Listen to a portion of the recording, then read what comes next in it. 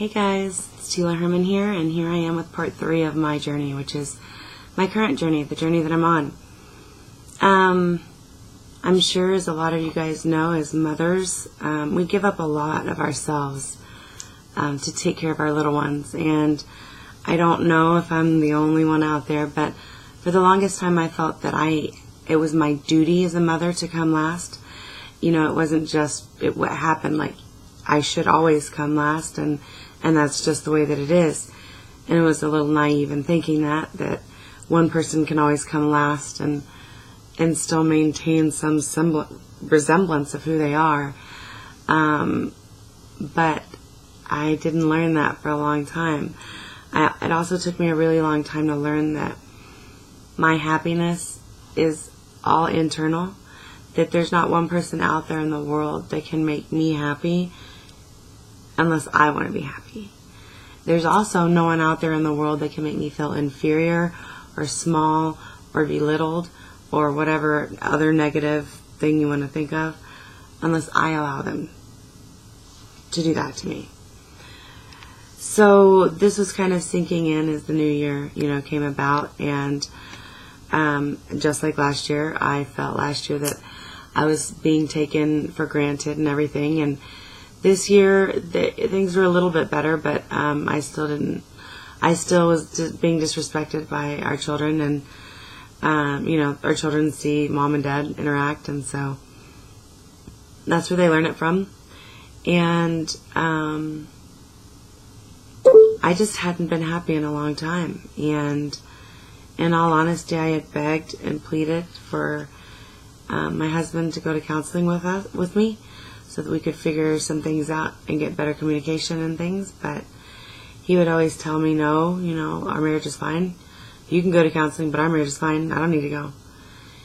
And that hurt, and for years I did this, and to no avail. And long story short, there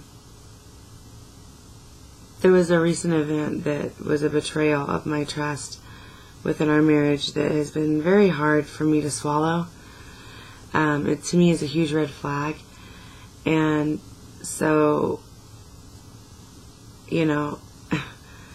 as much as my husband likes to tell me during arguments that I don't love him and that I'm always looking for a way out, I wouldn't be here 9 to 10 years later still putting up with the same stuff that I put up with for years prior if I didn't love him and if I didn't want things to work out.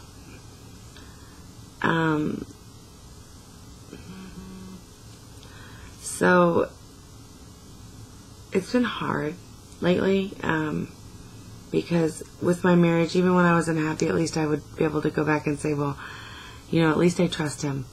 At least I know that that his word is gold, and as good as gold. And that's not quite so true anymore. And I'm not saying that our relationship cannot be fixed.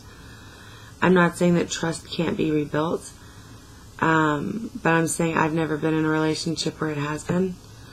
But again, I've also never been, this old or mature or whatever. I've never been married and never had kids before when trust issues were broken. So, but there was a lot. My husband will admit to this, he says.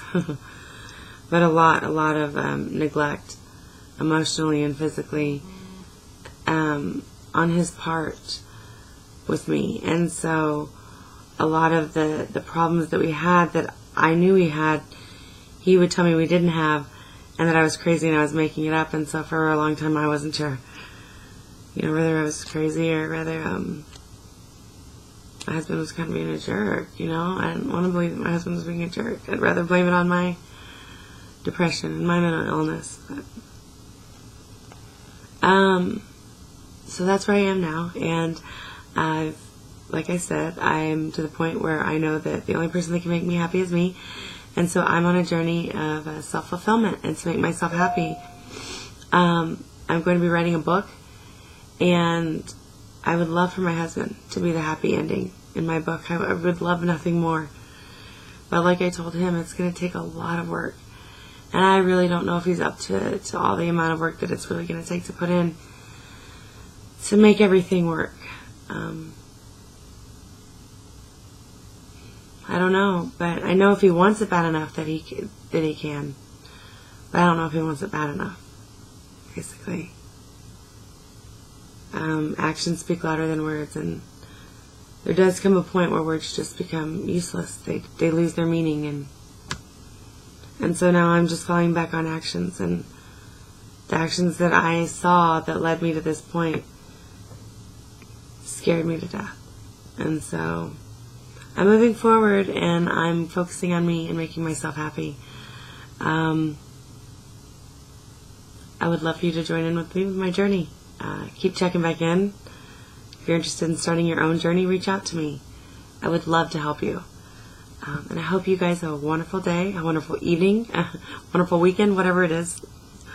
But most importantly, be kind to yourself, because no one else in the world is going to love you the way that you can love yourself.